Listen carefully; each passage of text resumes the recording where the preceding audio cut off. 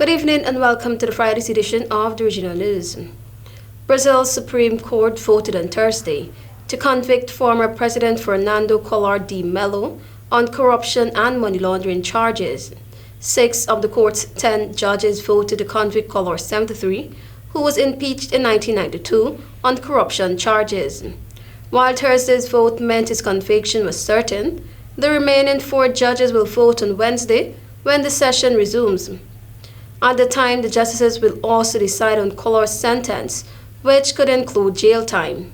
The latest charges against Collor are an outgrowth of the so-called car wash probe, which sent dozens of politicians and business leaders to jail, including several former presidents. The Brazilian prosecutor's office accused Collor of having received around $30 million in bribe from subsidiary of state-run oil company Petrobras. The former president's lawyer told local media, quote-unquote, that Collor did not commit any crime and expressed confidence that he would ultimately be exonerated. A senior cabinet minister is advocating that persons who commit rape should be castrated or even executed. Quote-unquote, I wish to register my anger against persons who commit such violent acts. In fact, I am rather draconian in my mindset on this.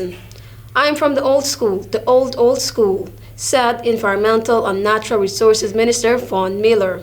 Miller was responding to police concern about sexual assault in the Bacardi Road area in the Golden Isles constituency, with the latest incident occurring last weekend when a woman was reportedly abducted, robbed, and sexually assaulted during the morning.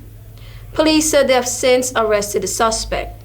Quote-unquote, we must send a strong message to perpetrators that if found guilty you will be dealt with in such a manner that you will never be able to repeat the offense. The people of Golden Isles sent me here to be their voice maximized. This is a message we wish to send.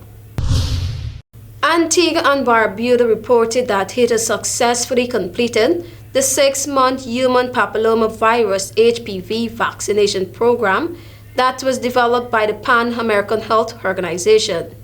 Minister of Health Sir Mulvin Joseph gave the update to Cabinet yesterday.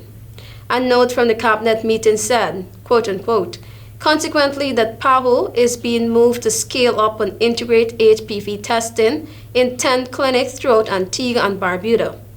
The HPV can cause cervical cancer in women that can lead to death. The HPV vaccine can prevent the virus from spreading and harming the host. HPV is one of the most commonly spread sexually transmitted infections, STIs, globally. The World Health Organization said 2 of the most common high-risk genotypes, HPV 16 and 18, cause approximately 70% of cervical cancers. Data from PAHO reveals that cervical cancer was the 3rd leading cause of death in women in Antigua and Barbuda from 2014 to 2018. Thank you for watching. I'm TIANA.